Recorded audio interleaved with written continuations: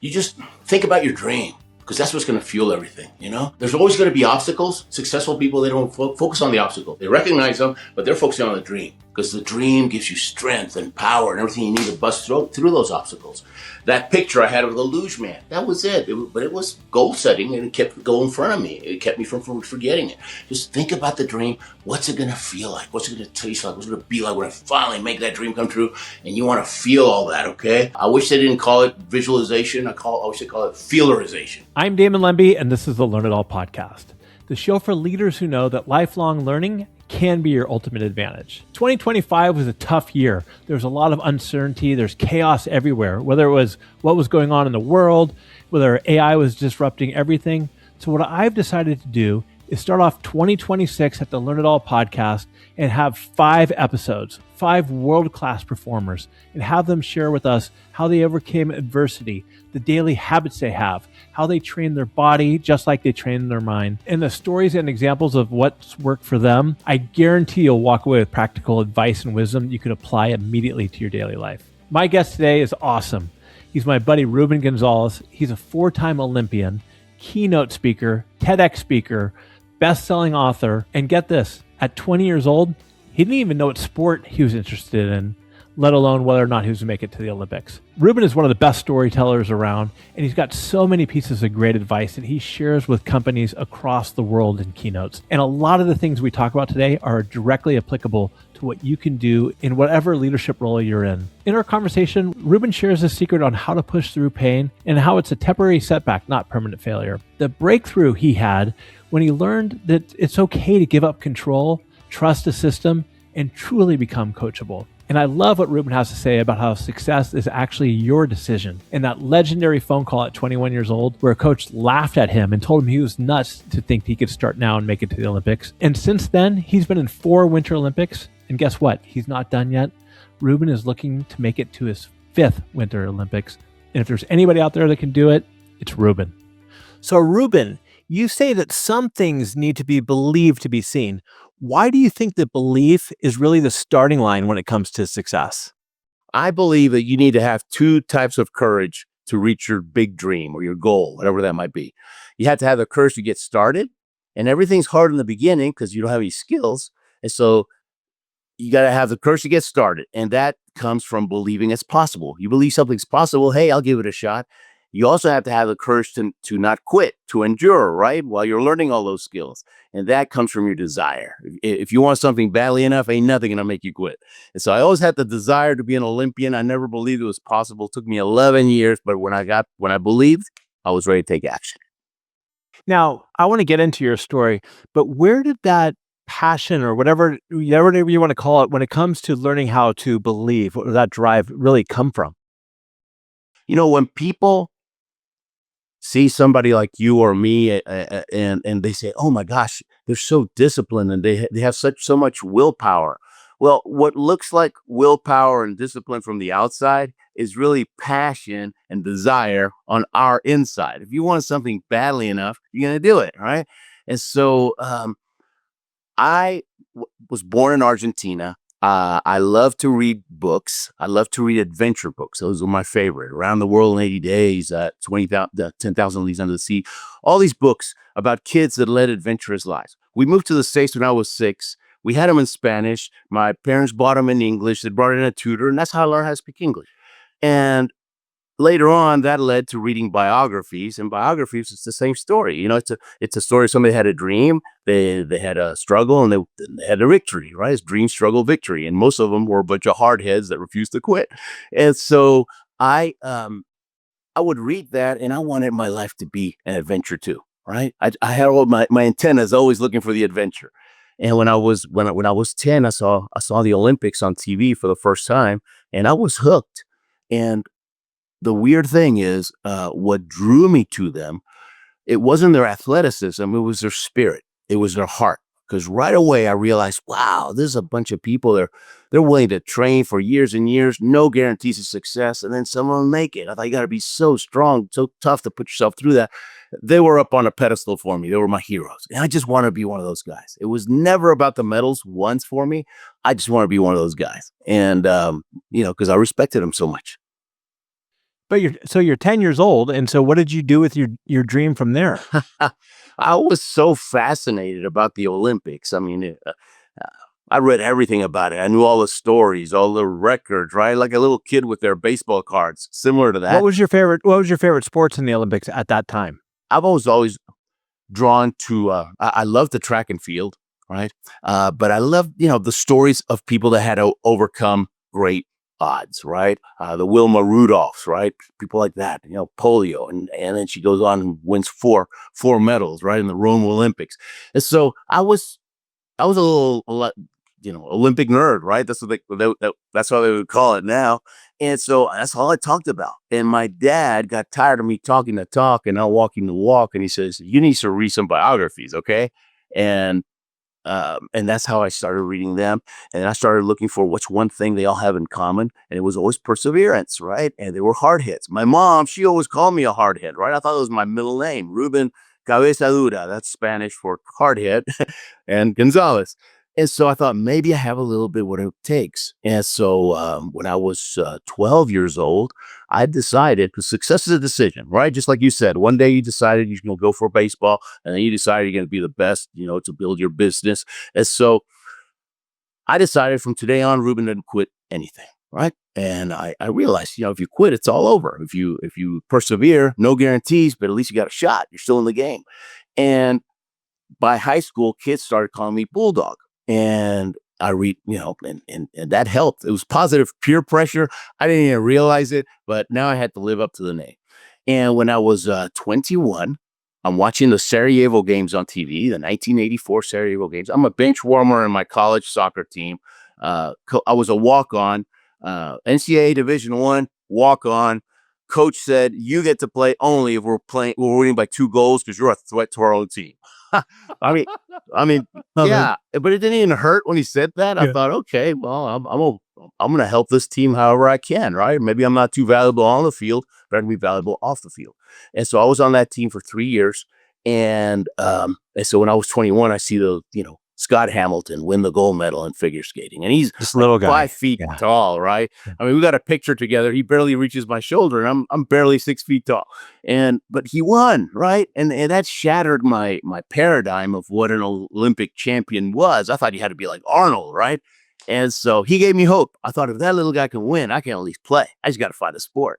And so I had the desire for all that time, reading the books and reading the biographies, and then reading. My dad always said, the people you hang around with, right? The books you read, people you hang around with, uh, you know. And he says, you want to hang around winners, right? Because you'll pick up their habits. And when those people start believing in you, you'll believe in yourself because you respect their opinion. And so I did that. I still do that, right? Hang around people I respect. And if somebody makes an excuse or whines about anything, it's like, look, I don't even want to be around them anymore. Because they have the power to steal my dream, right? To put doubt into my mind. And so hang around winners. And so I didn't realize it, but I'm growing from the inside out, right? And I'm starting to take bigger chances, and the life's starting to get more interesting, and I'm becoming a little bit more confident in myself. Before I was I was a kid that got uh, uh, bullied all the time, okay? Because I was a kid that was different, I didn't talk to anybody because I didn't speak English, and I had different customs. I never thought it was racial. I see myself as a guy, right? And if I was black, I see myself as a guy anyways, right? Wherever you are, just be proud of it and do your best, right? But anyways, I looking back, I'm glad it happened. It toughened me up, right? It doesn't kill you; it makes you stronger.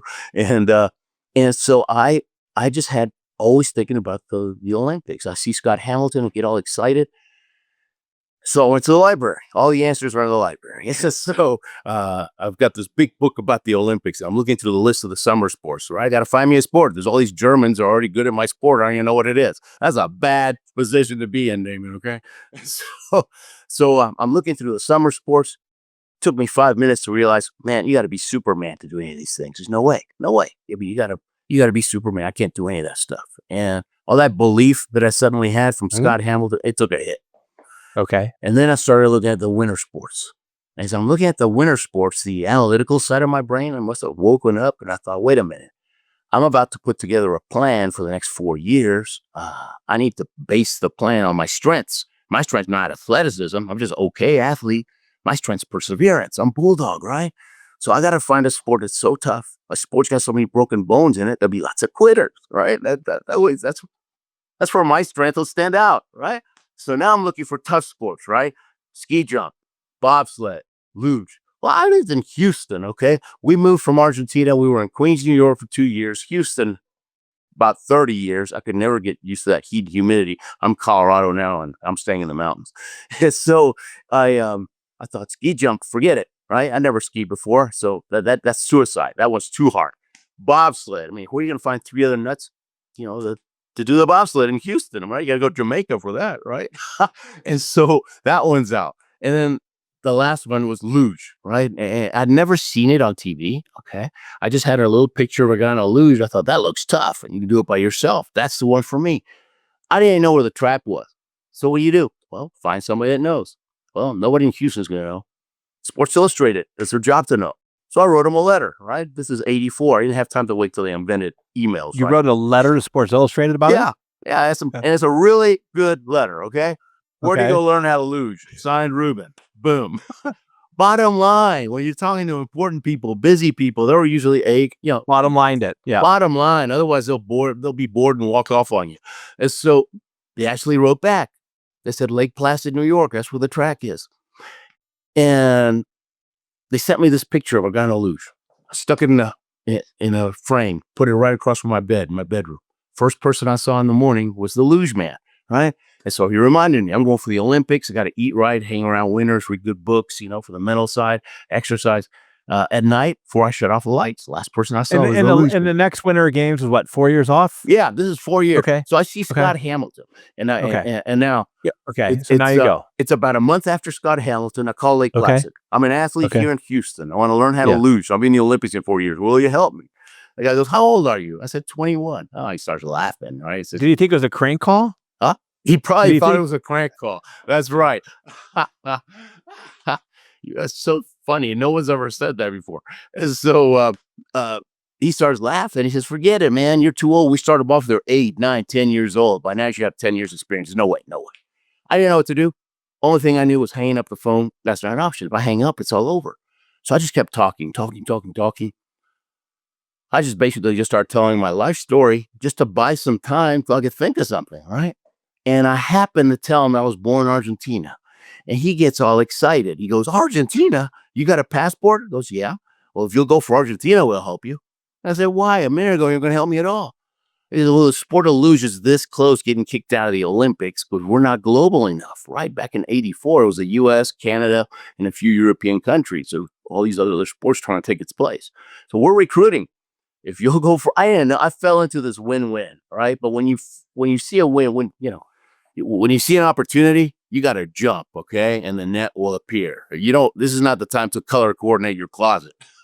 And so you jump and take advantage of it. It's a window opportunity. It's never closed if you don't. And so, Argentina. If you'll go for Argentina, we'll help you. We'll train you. You'll travel with a U.S. team.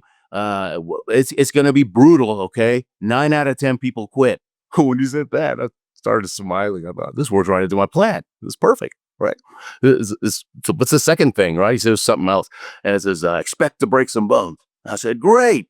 And he leaves and he comes back. He goes, what's wrong with you, man? I just told you you're going to break some bones. That makes you happy. I told him, look, man, I hope it's 10 times harder than what you're telling me. I hope it's 100 times harder. The harder it is, the easier it is for me because I'm not a quitter. I'm bulldog. He goes, all right, Hoss, let's see what you can do. Come on down. Hangs up on me, right? He told me, this guy's trying to talk me out. Trying to scare me, I guess. And I'm so glad. He said, we're going to have to cram 10 years of luge training into just 2 years. You're going to get 21 and they start at 8, right? Now my first coach, one of my coaches, he was an Austrian guy, 3-time world champion. He started when he was 5, okay? I mean, and so but he said it takes that long to learn it. It's because it's a really hard sport. It's very, very technical. And so we work the kids up slowly up the track. They don't go from the top till they're 19 years old. Before then, they'll go from a junior start. Well, that I didn't have that. It's not going to work for you. You got to get going. No, he says, we're going to cram it into 2 years. Then we're going to throw you to the wolves into the World Cup circuit, right? Because just because you're from Argentina doesn't mean you can go. You still have to qualify. Back then, it was a top 50 in the world. So you had to, you're getting points like NASCAR and, all kinds of racing. And right before the Olympics, they tally up the last 2 years. Top 50 gets to go and 50, 51 watch it on TV. That's how it works. Then it became top 40. Now it's top 25. I mean, it keeps getting harder and harder. But Ruben, what was it like the first time down the hill? The very first time. So I went to Lake Placid. And I hang up that phone and the reality hit, right? I mean, this guy, he didn't say I might break some bones. He said I will break some bones, right? So how am I going to handle it, right? How am I going to handle it when I break a bone? Broken bones before, you wear a cast for 6 weeks, take it off, it's healed up and stronger than before. So it's really just temporary. Temporary. It's a temporary inconvenience. That's all it is.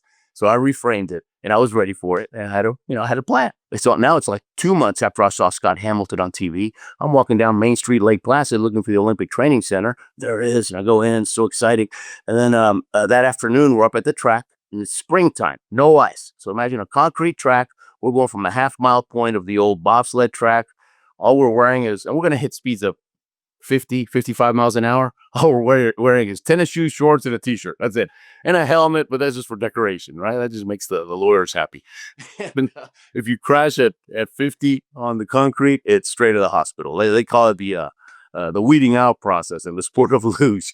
And so they put me in this class with 15 guys, and they're all quitting left and right. Every day there's a couple less showing up. I don't like the luge. I miss my family. It's too cold. It's too expensive. I didn't like the luge either. I was killing myself out there, but I kept coming back. Those first 2 years broke my foot twice, my knee, my elbow, my hand, my thumb, a couple of ribs, my neck. Chiropractor's dream, right? Because you're pulling 6Gs on some of those curves and, your head's just banging around. But I just kept going. And then, so that was a physical struggle. First time was actually, it was scary, but it was exciting. And on wheels, you have traction. So you gotta really blow it to crash on wheels, but it happens once in a while. But then that winter on ice, oh my gosh, the difference between wheels and ice is exactly the difference between walking and skating. I mean, that sled's going all over the place. It seems like it doesn't want to do anything. It's crash, crash, crash. First 2 years, I was crashing 4 out of 5 times. 4 out of 5. Okay. I mean, that hurt, but I kept at it. And one day I crashed 3 out of 5. It was like, thank you, God. It was a great day. And by the end of the first year, I'm crashing 1 out of 100. Finally figured out, got the train your brain, right? You got to train your brain. But stop right there. So crashing 4 out of 5 times, 3 out of 5 times. I mean, obviously there's the physical pain that goes with it, but there also has to be some mental pain to go with it as well, right? For our listeners, let's say somebody who's in a new leadership role for the first time, and they seem to constantly be failing, right? Everything that they try is just not working. Or let's just take a sales leader who is trying to make calls and they're not getting anywhere. What was it about you mentally that kept you just saying, look, I'm just going to get back up and do it again. I'm going to get back up and do it again. It was a desire. I mean, that's all I want.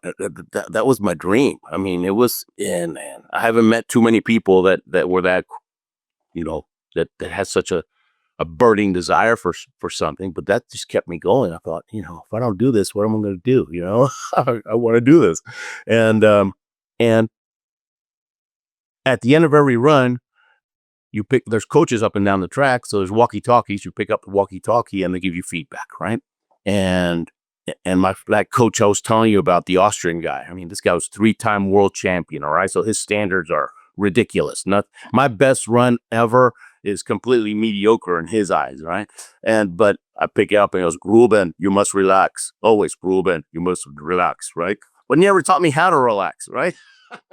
I had another coach later that understood the mind. He taught me how to relax. That made a huge difference in my confidence, right? And in being able to stay cool, right? Because you want to be relaxed, just like in baseball, you want to be relaxed, so you're in baseball and anything, right? Any sport. And making that sales call too, right? You gotta be relaxed. You gotta be cool. You can't be reading off a script. You You got to be real. And because you have enough confidence in yourself, and because you failed enough times, that then you start learning. I mean, I when I sold copiers, we used to do three-way calls, right? So Linda was my manager, and she'd be listening in, and then we do the debrief afterwards, right? And so that's how you learn. And so if you're not getting the results that you want, you have to find somebody that's done what you want to do. That's the secret to success. I mean, my dad used to say, if you have to cross a minefield, it makes sense to find somebody who's already crossed it, right? And step in their footsteps. And that's what I always do. I find the person who's done what I want to do. Successful people, they like to talk about success. They do. So you take them out to coffee and you tell them, look, I really respect you. I respect what you've done. I want to grow up to be like you. Could I pick your brain? Could I take you out for lunch and just ask you some questions? And that's what I did when I started speaking professionally. I found a guy who had fruit on the trees, right? Not a theorist, somebody who's actually done it. Took him out, and he said, okay, bring a pad of paper with questions ahead of time. Be prepared, okay? At least to get us started. And then at the end, I'm going to give you some homework, right? You got me for 1 hour once a month. You take me to lunch, and we'll talk. And he taught me the speaking business. I could tell stories, but I didn't know the business side of it, right? It's like, oh, you cook really well. You should have a restaurant. No, you shouldn't, because you don't know anything about the restaurant business, right? So he taught me. And at the end, he would give me homework. And he says, if we ever meet and you haven't done last month's homework, it's You're out. over. You're out, Mhm. right? Because successful people, they value action, right? Because action is where the rubber meets the road. And they want you to mess up. That way you have something to talk about, something you can fix. But if you don't do anything, right? So I meet this guy. He's another big, tall guy. My Austrian coaches, they're all big and mean because I'm such a hardhead. Nice, short guys. They're not good for me. but but he this Jim was my speaking business coach. And first thing out of his mouth, first time we meet, he goes, I don't care if you're a 10-time Olympian, unless you write a book, no one's going to take you seriously because the author is considered the authority of his subject. You wrote the book on it. It's the business card nobody throws away. I thought this guy must have a publishing company, but I'm broke, so he can't take any of my money. I just let him talk. But I told him, I can't write a book. I made C's in English. I mean, my parents celebrated if I brought a C in anything. He said, you got a great story. You write it down like you're writing a letter to your best friend. Don't try to get fancy. Just write it like that. We're going to give it to some A students. They clean it up for you. That's the grammar. Wow, I didn't think about that. He goes, yeah, it's called editing, all right? So shut up and sit down. And that's how I learned the business. And that first book, The Courage to Succeed, it's been translated to 10 languages. It's opened up doors all over the world, for speaking engagements. And every time I write one, I think, okay, that's it. I'm never writing another book. But there's a couple things in there that's great. Well, one is we didn't even finish it, but just so everybody knows, and we'll talk a little more. Ruben participated in 4 separate Olympics. So obviously, I mean, that's incredible, over, I think, even 4 decades. But Ruben, there's a lot of people out there who get stuck up on the how. I mean, just like when it comes to writing a book, that they're not going to dive in and do something because they're like, oh, how can I do this? And they get all wound up in the details on it. And what I hear you saying, and this gets back to the courage thing, is you just got to kind of say, the first step is believe in yourself that you can get it done, jump in and do it. And then you could figure it out along the way, right? Yeah, yeah. I forget who said this. I think it was Watson from IBM. He said, if you want to succeed fast, be willing to fail fast. You want to succeed big, be willing to fail big, because that's how you learn. And so think about it. And this is why it's so important to find that coach or mentor, that person that's been through the minefield. This is why it's important, guys. I had an an open and shut case, ironclad, perfectly analyzed, and that why I couldn't be an author, right? It was perfect. And I believed it 100%. I wasn't scared. I just knew, no, it's impossible. I can't do that. And in 10 seconds, he said, no, just do this, this, and this. What's your next problem? I was like, oh my gosh. And somebody who's an author telling you that you can do it, piece of cake, just follow these simple instructions, right? And so that's why you got to find that coach or mentor. because they will shatter all of those fears that are holding you back. So, but let me ask you this. Let's say that you're a leader and maybe you have some doubts yourself. And let's say you're starting a new project or you're innovating as an organization and you could see your team, they're not sure that they believe in what's going on, right? And you really want to get them to believe. As a leader, maybe you talk about this in some of your keynotes that you do. How do you help those doubters overcome the doubts that they have? You got to walk the walk, first of all, right? And you have to lead from solid values, right? You never deviate from them because people will, they got to trust you first. They got to believe you, right? And I'm constantly reading biography. I'm reading Tony Dungy's biography now. And there was a little, like 3 paragraphs long section on leadership that I'd never heard of this concept. And I thought, man, this should be in every leadership book. He said that he had his defensive coordinators and his offensive coaches. I'm not sure what the terminology is, but he would go to the meetings, but he would just kind of listen, right? And he wouldn't, butt in and coach because that would have taken leadership power away from his leaders, right? And so he was like a CEO. He called it a CEO type leader, where he put together a leadership team and he let them run with it. Because if he had, said anything different from what his leader said, then you're killing their, the trust that they have from their players, and that just kills everything. So you have to walk the walk, right? You have to, and I think stories, show, hey, look, I've done this, this, and this. We can try it. If we keep trying, it's going to happen. We're going to get better. We're going to figure this sucker out. I mean, and the story might be, look, when Henry Ford, he wanted to build this like a one-piece engine, right? And all of he wasn't an engineer. He put the team together. He was the dreamer, right? He put the team of engineers together. Says it's impossible. It can't be done. A one block engine or something. It's impossible. He goes, okay, that means we're going to do it in 6 months, and they did.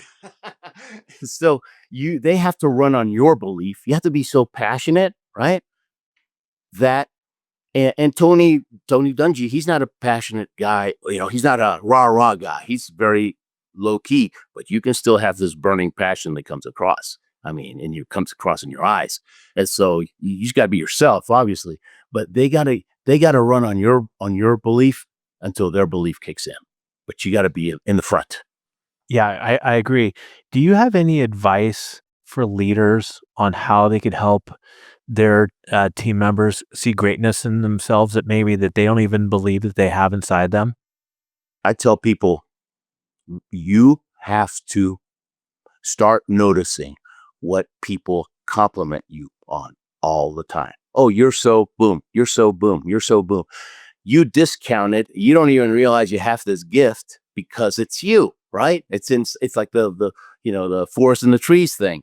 But if other people, would they be complimenting you? Would all these people be complimenting you on the same thing if it wasn't a superpower, right? Something that sticks out. So that's your strength, right? Mine was bulldog. That's it. I mean, I was bulldog. I just ran on that. I didn't try to become a better. I did, try to maximize my athletic ability, but I just posted this thing on LinkedIn. This Japanese guy, he did the 100 meters in four, okay, bear crawl on his hands and his feet in 14 seconds. I don't think I even run it normal in 14 seconds. Okay, that's what you're talking to here. Unlikely Olympian, but I grabbed onto that dream. I wouldn't let go, and I grabbed onto my strength. And sometimes if you don't quit, you can make it. So you got to compliment them. And when somebody higher than them, somebody that's achieved more, compliments you, it goes in better. You have to constantly, not blowing smoke. I'm seeing, if you honestly see their strengths, you got to tell them. And I think that's so important because a lot of times, especially high performing individuals, they're so tough on themselves that sometimes they forget about what they have accomplished and what they've done well. And it's kind of like whether you're a parent, I got 2 little kids, a 4 and 8-year-old, and or you're a leader of an organization. I think it's partially your responsibility to make people aware. like to my little daughter, I'm like, hey, you did a really good job on the spelling test last week. Don't, it's okay if we're struggling right now. Let's just stick with it. Just keep the encouragement, I think, is so important. Yeah. Yeah, there was this guy in the 1972 Olympics, Lassie Viren. He was a police officer, runner, 10,000 meters, 10 or 5, a long run. And it's the final of the Olympics, 1972. And he falls, okay? And he's 50 yards behind. He does like a judo roll, or he gets himself back on. He keeps going, and he breaks the world record. He wins and he breaks. How do you do that? Right. I remember showing that to my kids too when they were growing up. We homeschool our kids. I always told them, look, I say we, my wife homeschooled them. I supported the school. I was a coach, but I was attitude too and character. That's what I taught them. And I would show them these videos and tell them these stories. Right. And I said, look, the only rules around here with me, don't whine and don't quit. No, go have fun. Right. And so, but I show him these videos and things. And my son, I'll have to send you a link. They have this organization called Awana, where schools do the churches, right? It's like a kind of like a athletic event, competition. They also do learning Bible verses and things like that. But it's national. It's been around for over 50 years. Both my kids went through the whole thing.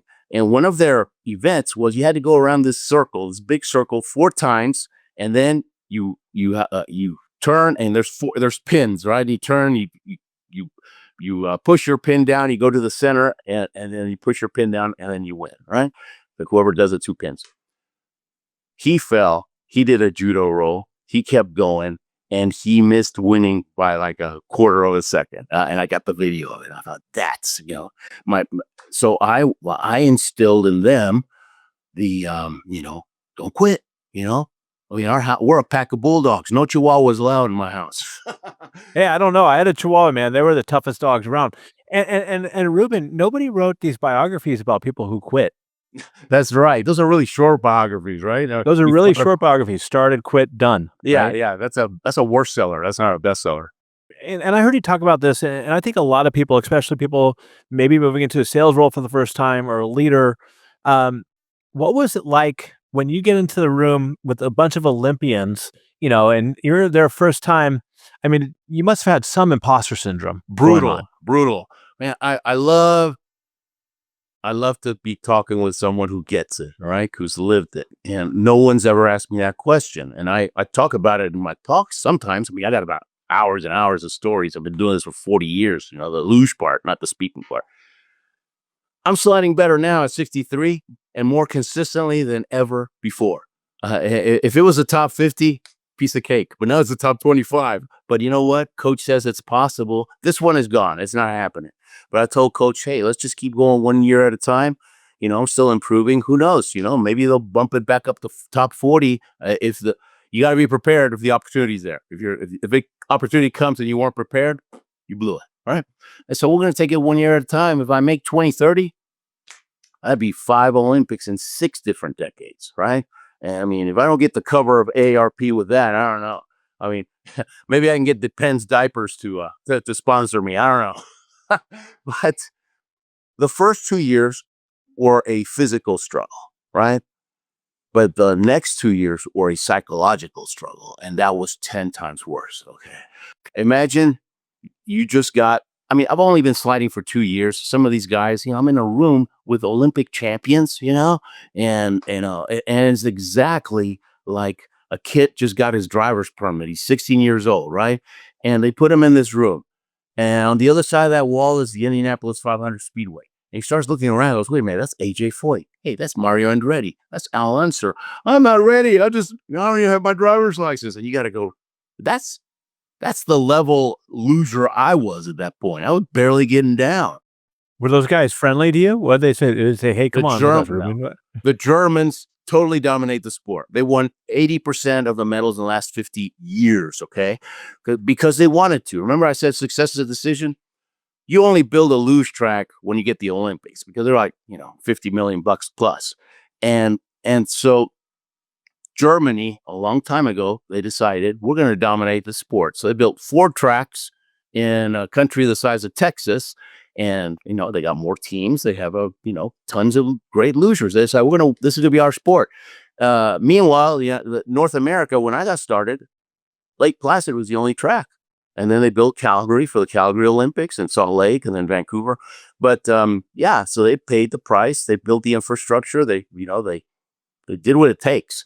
And so I'm in this room and I couldn't even look at him in the eyes. I mean, imposter syndrome. It was brutal. I mean, it was a crisis of belief, big time. And I would go to the corner of it's like a big locker room. And I would go to the corner, where I was away from everybody. And I would just put on the blinders. And my thinking was just don't quit. Just get those World Cup points, Got to get my top 50. And I'm walking down the track. I might see a group of Germans working on a sled. Hey, Hans, how you doing?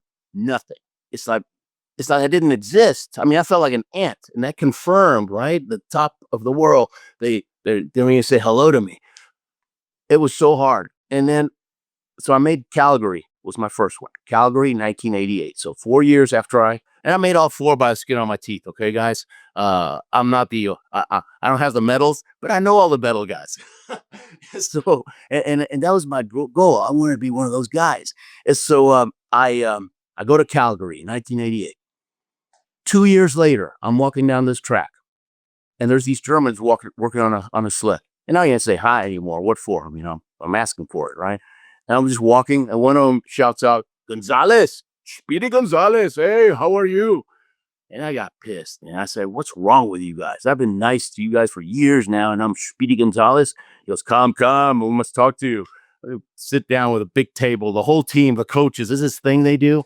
And he goes, look, we've been doing this, some of us, since we were 5, okay? There's the 4 tracks, right? And there's all these clubs, and we're the best in our town.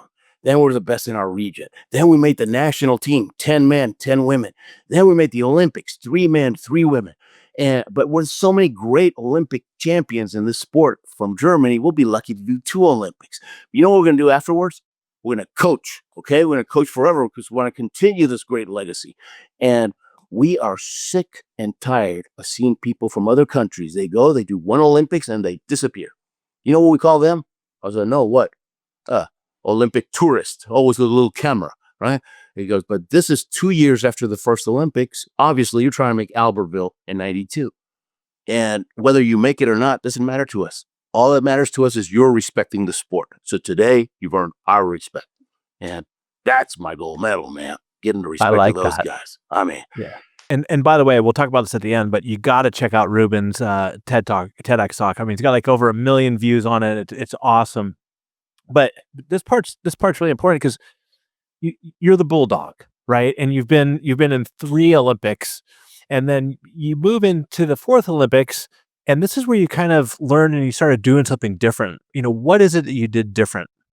I like it because you understand sports because you've lived it, and you understand personal development because you teach it, and the psychology. So this is this is the latest one that I like. There might be even more coming up. I don't know.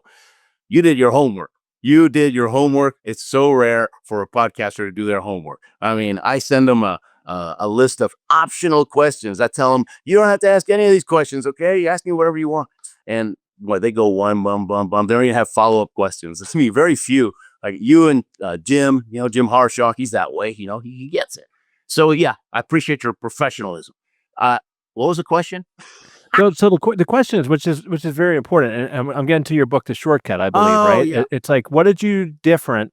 And first of all, I appreciate that, and for our listeners, this is why I love podcasting, is because for me, it's like learning through a fire hose, like through a hose, right? I mean, it's just like these great learning opportunities. So I go deep into learning about people like Ruben, and I do it in a way where I can apply some of the things that I learned, and so it's really worth my time and the investment for professional growth. And that's what's so great about this.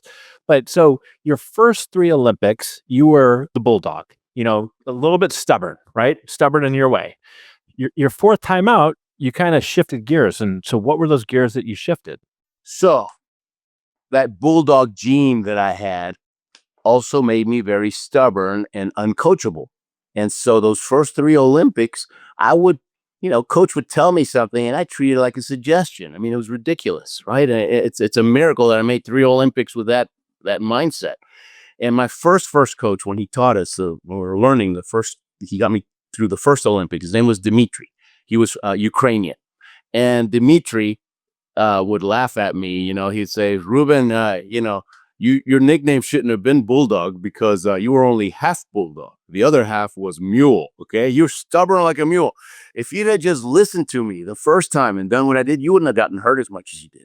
But you never quit. So thank God you didn't quit. And so my first 3 Olympics, the top 50 were going to get to go in. And when you did the math, I was always about 45 in the world. So it was within my abilities. The next one, Vancouver, was going to be a top 40. Now that's higher than I'd ever been. So you got to step it up. If you want different results, you got to be willing to do something different, right? And so I decided, okay, and I was old. I mean, gosh, in Salt Lake City, 2002, I was 39. When I walked into the Olympic Village, it had been 10 years since Albertville, okay?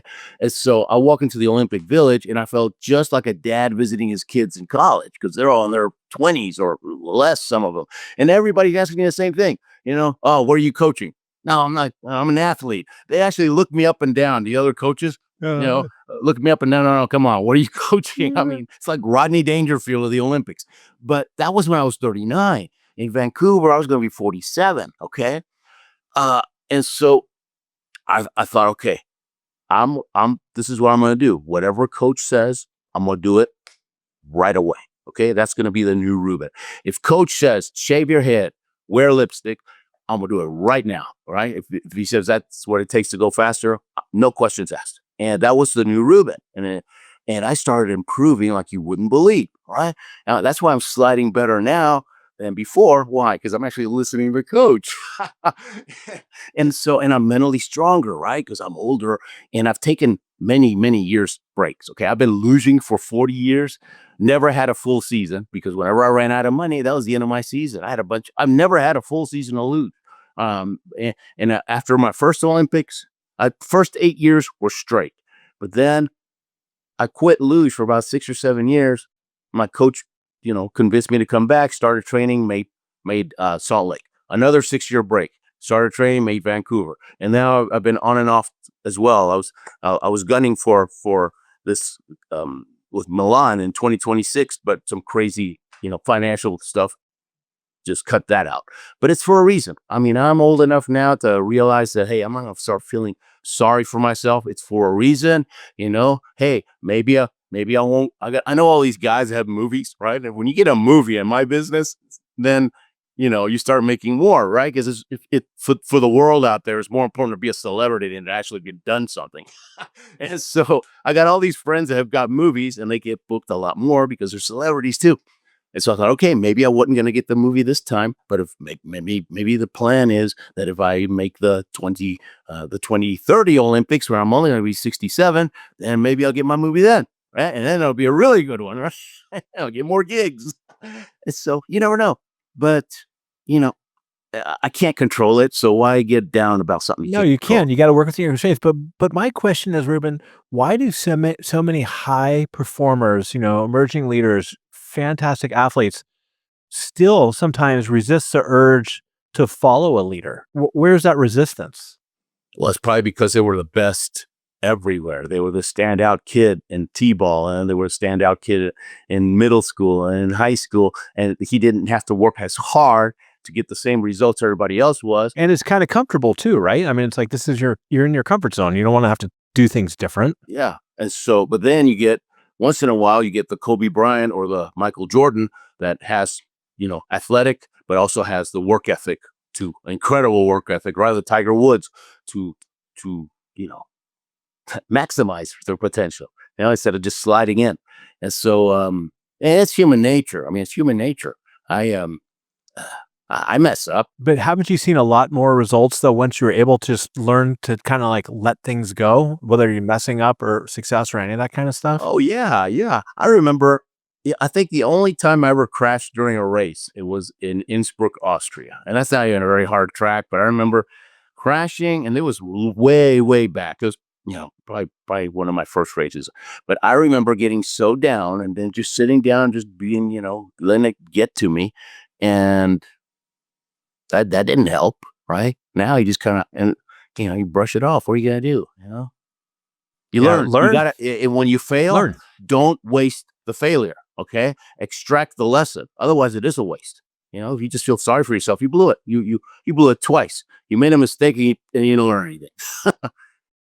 No, I agree 100%. I mean, well, first of all, I think you should give yourself a pat on the back for trying because there's so many people who are afraid of trying. And second of all, what you're saying is true. If you fail, to me, it's not really failure unless you just completely give up. But you should leverage that failure, turn it into fuel for learning and for growth. Yeah. Well, I'm sure you guys get all kinds of feedback too, especially in pro. Uh, I live in Colorado Springs. We have the U.S. Olympic Training Center here. My kids did judo for 7 years, and that's where they practiced. And sometimes the male gymnasts would be there. They'll come in and they'll practice there. The females are so young that they have facilities usually under regional coaches, right? That don't belong, like Bella Carolis or people like that. And so I remember watching these gymnasts practice a routine, and it was amazing because there was all the apparatus were set up, and they got the coaches, obviously, and there's a camera from that angle, and there's a camera from this angle, and there's two big screens, right? So they finish their routine, like the high bar, and they dismount. And then they both look, him and the coach, right, are looking at his routine from that angle, right? And they're talking about it. See, this is where you messed up. Here, you grabbed on too hard. And then immediately they look over here, same routine from a different angle. I mean, gosh, we don't do that in luge. We talk, pick up the walkie-talkies, Ruben. The best comment I got from my coach was, Ruben, that was not so bad. Oh man, it's party time. But we would do that, and then we watched video in the afternoon, and that's now you're getting the visual, but that's a long time, right? And boy, that's the worst part of the day, watching those videos, because you realize, oh my gosh, I'm awful. And then you visualize, and we do two types of visualization. Before the run, whether it's a practice run or a race run, last 15 minutes, you're taking several runs in your mind and you're getting your whole body into it, right? Because it's a feel sport. You're torquing the sled. There's no moving parts in it. You're torquing it it's a little bit like riding a bike. The little movements make a big difference. And so you're getting your whole body into it, and it's maybe 5-10 perfect runs, right? To dial it in.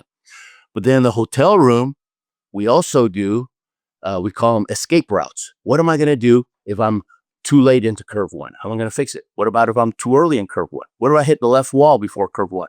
What about if I hit the right wall? We do that for every section of every curve or every part of the track. That gives us confidence because we know that no matter what happens, we can fix it. We can handle it, right? We don't hardly ever crash anymore. I mean, it's very rare to crash now. I crashed once. It's funny. On one of my last seasons, I told coach, "Hey, coach, we're down to like one race to go or whatever." It was, "Coach, hey, I haven't crashed once this year. If I make it through the end of the whole season, will you buy me a pair of booties, right? The little boots, like Jinxing yourself, though. You already told him. He smiled. He goes, "Yeah, what else you want? You want me to buy you something else?" No, the booties is enough. And of course, next training run. Because I got cocky. You get cocky. Yeah, you want to be confident, but you want to be cocky, right?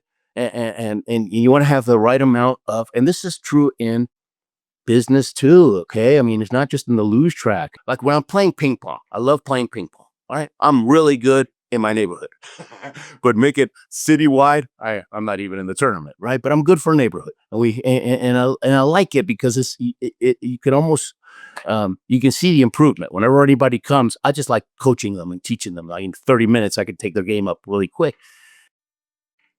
When you're playing a game, sometimes you're too loose, right? And you make dumb mistakes. Sometimes you're too tight and, it doesn't go even, either way is bad. There's like this zone, right? And it's not the zone. It's just this area of tightness that's just right for every sport. And so I can tell, right? If I'm getting too loose, I got to tighten up, and it's good for working the mental side because it's immediate. You can tell. And I got a friend of mine, Warwick Bashford. He played tennis. He actually played in Wimbledon for South Africa years ago. And then he was a top coach. But he wanted to spend time with his family. So he just said, I'm out of here. But when he'd come over, we'd play. And I know he was playing like at level 2 for him, right? Ping pong. But he would teach me stuff, right? And then he would say, okay, Ruben, this is how you do trash talk in tennis. This is beautiful. Compliment the other person. Whenever you compliment them, they miss this next shot every time because they get too loose. They get cocky. He goes, oh, that was a good shot. Man, you're on today. And so I'm going to use that. Yeah, it works. So my son and I, when we play, it's ridiculous. It's, ooh, man, dude, wow. Hey, nice shot. But it works because you get cocky, and what happens? You crash. And you let your guard down. You let your guard down, maybe, and lose your focus. Let me, before we wrap up here, we've talked about this a little bit, but you've done, I don't know, 400 or 500 different, keynote speaking engagements across several different continents, different countries. But let's say in the last 6 months, what are one or two of the biggest issues that people are dealing with you see these days?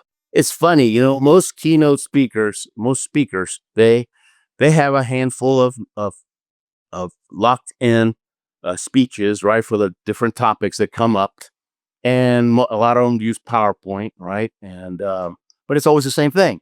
I don't operate that way. The first 30 minutes is usually my story, right? What I had to do to get to the Olympics, how following those principles help you reach your goals faster. But it's tailored to the person. But then, let's say it's a sales kickoff. I mean, you go to my website, you're going to see topics because that's what they expect, right? It's like you go to a restaurant's website, they better have the menu, otherwise you're going to go to the next one, right? So I got to give them what they expect. But then when they call, I say, okay, what's your goal, right? What do you want your people doing and thinking afterwards? And what's the challenge? Because I had to overcome tons of challenges to reach my goals. If I know your challenges, then I can work them in. And we can do up to 3 if you want. I'll combine 3. Okay. And the one that comes up every single time is change, right? That's because change. And they don't know how to deal with it. And so anything else? Yeah, we just merged with our biggest competitor, so we're still trying to learn how to play nice with each other. Well, I got started when it was East Germany and West Germany were the best 2 teams. When the wall came down, they had a decision to make, right? What a great story that for another time, but what a great example that must be. Yeah, but change, which is the most common one, you know what? It's just think about car racing, right? Luge is like car racing. When it starts raining, what do? You got to get on those rain tires, right? What if you're a rookie and you say, no, this is my chance. I won't pass everybody. That guy's going to crash, all right? Whenever there is change, it's a blank slate. Whoever adjusts first wins, okay? And so it's see it as an opportunity to pass the people that you never passed before, to beat them, as long as you can pivot really quick. It's an opportunity. Is it a pain? Yeah, let it be a pain for them. It's going to be a pain for you, but you're going to be doing a smile because it's right? It's adapt first. That's what it is right now still with AI. AI is a gigantic change. And I really like how you said that, blank slate, because there's still a lot of time. If you dive in and learn AI, that gives you an advantage instead of being resistant of it. And it changes. I did a 3-month course of AI with these top coaches. And, because you have to, right? Well, I just saw them post something, and my course ended like 6 weeks ago. And just today, they said, "Okay, we're gearing up we're going to start another one in November, but we're already changing 2 or 3 of the modules because there's been change in AI." I mean, you're adjusting to the picture's adjusting to the batter, right? You have to adjust. You can't just go in and do it the same way you always do it. I got a couple more questions. What's one of your favorite biographies you ever read? I Could Never Be So Lucky Again by Jimmy Doolittle. Jimmy Doolittle, he led the pilot, right? Yeah, he led the attack in Tokyo, right, in World War II. But he got started. I think he might have been the first or the second person to become an aeronautical engineer. He was involved in every part of history of aviation, and it's funny and it's good, and he was a little bulldog too. So I love that one. That's one of my favorites.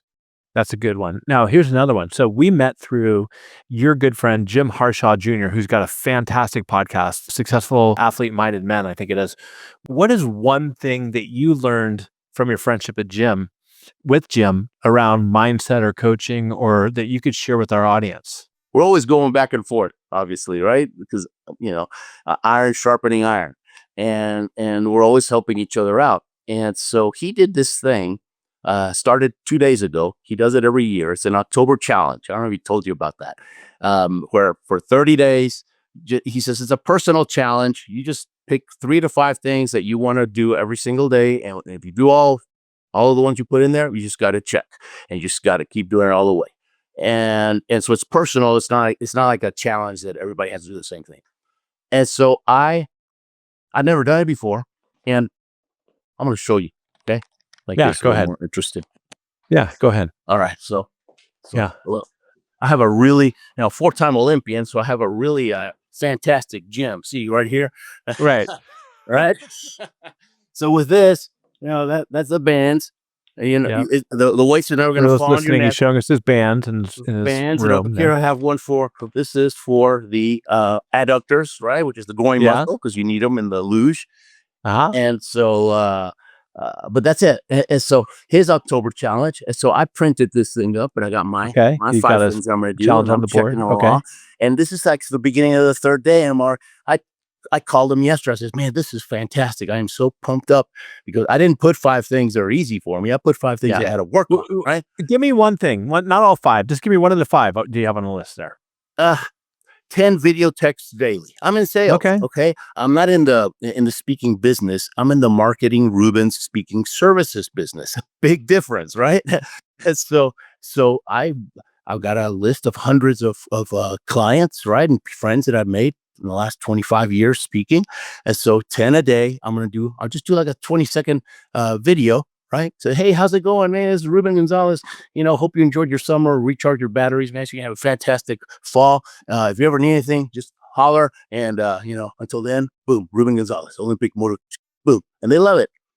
And you know what, listeners? This is important because it's doable, right? It's something that's doable. It's 10 little 20-second videos that Ruben can get done and hammer out and keep himself accountable for it. I mean, that's a great challenge right there.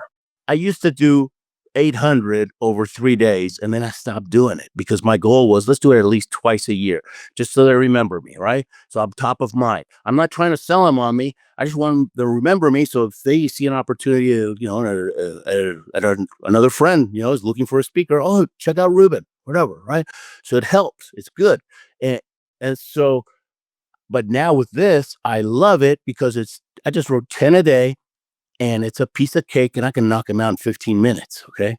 I can't. And so that's one of them. Another one is just to do the same thing, either call, email, text, whatever, to a friend. Hey, man, I was thinking about you and hope everything's going well. Love you, man. Boom. That's it. How long does that take? I wasn't doing it. Now I'm doing one a day, because I'm going to win this challenge. Okay. Because what win means? It means I'm going to create some habits. And I was already thinking today, you know what? October challenge, forget it, man. This is going to be year round for me. Okay. I love it. You're being intentional. You're not trying to boil the ocean. You're going to get more consistent with all you're doing. Those are some great examples. Now, here's a quote I heard you reference that I loved, and I want you to see how sales leaders could implement this in their life. Let's see if you remember this one. I heard you talk about, I don't know if it was Rocky 1 or Rocky 2, where Rocky got knocked down, and then Ruben, he gets back up. I ain't going back down again. Yeah, I love that. I love the Rockies. I love them too, man. I love them. How can somebody think about that the next time that they're down, and like what Rocky said, he's like, I ain't going down again. That's the kind of belief and mindset you're talking about, right? I tell people, look, Miracle, Miracle. Sometimes you don't rent Miracle, you buy it, because some days you got to watch it. All right. I mean, like again. There's a handful of those that, man, it's therapy, man. It strengthens your backbone. Ruben, I could go on and talk to you forever. This has been awesome. Where can our listeners connect with you at? Easiest one to remember is olympicmotivation.com, olympicmotivation.com. Or if you want to learn about some of the coaching that I do, is rubenU.com. I was a lousy student, but guess what? I got my own university now. Yeah, and you had an amazing TED Talk. We'll put that in the notes as well. One more question before I let you go. What is one thing you want our listeners to, after you get done watching this, what's one thing that they can do to make themselves believe more or take that first step like we talked about with courage? Think about your dream, because that's what's going to fuel everything. There's always going to be obstacles. Successful people, they don't focus on the obstacles. They recognize them, but they're focusing on the dream, because the dream gives you strength and power and everything you need to bust through those obstacles. That picture I had of the luge man, that was it. But it was goal setting, and it kept the goal in front of me. It kept me from forgetting it. Just think about the dream. What's it going to feel like? What's it going to taste like? What's it going to be like when I finally make that dream come true? And you want to feel all that, okay? I wish they didn't call it visualization. I wish they call it feelerization, because if you can capture that feeling, like when you were a little kids, they're playing basketball and says, okay, 3, 2, 1, 5 seconds to go. You should see who scores is the champion.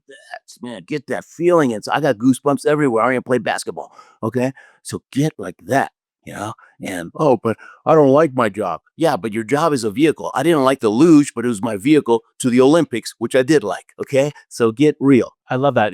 Focus on your dream, not on the obstacles or even like the how, right? Not even like, how am I going to get there? How am I going to get through all these challenges, these obstacles? Forget about that.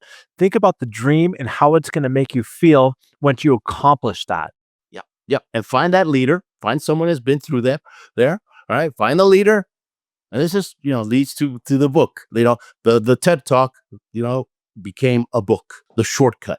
And the shortcut is find the leader, follow the leader, and eventually you become the leader. And then you repeat the rest of your life, right? You constantly find that leader. And the how will take care of itself. Don't worry about the how. The how will take care of itself. And then once you, find somebody you aspire to be, and then once you become that person, then give it back. Do the same thing and carry it going over and over. We'll make this world a much better place. Ruben, you're awesome, buddy. You better call me when you're in Fresno. I will. And until next time, everybody, stay curious, keep learning, have a great day. See you next time. But when you go and the ball's in your hand, or when you're there to make that decision or have to choose a course of action, one is you got to have a team around you. I mean, I never went and did anything by myself, whether I was making guys miss and make